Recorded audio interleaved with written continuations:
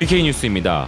자연의 아름다움보다는 자연의 분노가 스며든 땅이라는 것이 더 적절하지 않을까 싶을 정도로 일본은 지진, 해일, 살인더위, 폭우, 태풍 등 인류가 자연재해라 정의하는 일들이 끊임없이 발생하는 전 세계에서 가장 위험한 국가 1위에 올라있는 나라인데요. 여기에 한 가지 더 추가하자면 일부 지역의 폭설도 큰 피해를 주는 재해 중 하나였죠. 그런데 이제는 꼭 내려야 할 눈이 안 내려 관광산업에 대재앙이 벌어진 일본의 소식입니다. 일본의 재팬투데이는 크고 복잡한 얼음 조각품 200여 점이 모여드는 일본의 홋카이도 삿포로에는 매년 수만 명의 관광객들이 눈축제에 몰려드는데 이 축제가 이제 화요일에 곧 폐막하지만 올해는 눈이 오지 않은 참사가 벌어졌다는 소식을 전했는데요. 즉 눈이 없는 눈축제를 개최했다는 것입니다. 결국 주최자들은 위기에 처한 그들의 상징적 조각품들을 위해 먼 도시에서부터 트럭으로 눈을 운송하는 일까지 벌어졌다고 하는데요.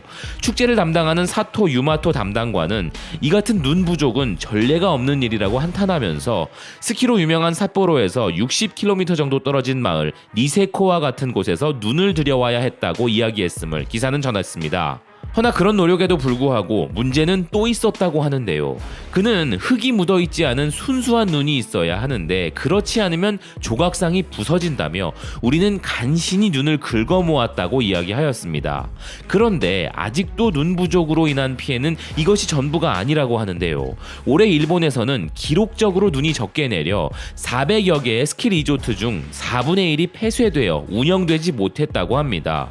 일본 기상청에 따르면 삿포로의 강설량은 연평균의 절반에도 못 미쳤으며 그마저 고온으로 12월 중순부터 눈이 녹아내렸고 삿포로 눈축제 주최 측은 자위대 병력 125명을 동원해 조각상을 부지런히 만들었지만 눈이 수분을 머금고 있어 동상이 쉽게 녹아내려 버리는 사태까지 이르렀다고 합니다.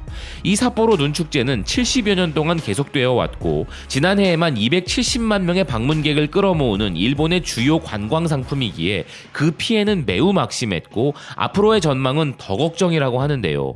오사카 근교에서 이 축제를 보기 위해 올라온 75세의 기노스타 스나오는 죽기 전에 한 번이라도 보고 싶었다라고 하면서 지구온난화로 인해 이러한 행사가 끝나버리면 부끄러운 일이 될 것이다 라는 반응을 보였고 지역에서는 이에 대해 할 수 있는 것이 없어 그저 하늘에 기도만 올리고 있다고 합니다.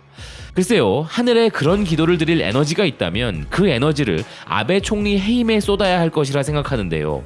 이런 시민의 간절한 바람과는 정반대로 앞으로 일본의 삿포로 눈축제를 영원히 눈이 없는 축제로 만들어버릴지도 모르는 일본 정부의 정책도 이어지고 있습니다. 지구온난화 따위 전혀 신경 쓰지 않는 이기적인 정책인데요. 후쿠시마 원전 사고 이후로 원자력 발전을 포기한 듯한 일본은 그 대안으로 향후 5년 동안 22곳의 석탄 화력발전소를 추가 건설할 계획이라고 합니다. 일본의 많은 환경단체들도 비난 성명을 낸 바 있는 이 계획은 정말 어처구니가 없는 정책이라 할 수 있는데요. 탄소 배출량을 줄이기 위한 노력에 역행하는 참으로 시대착오적인 발상을 가진 일본이 아닐 수가 없습니다.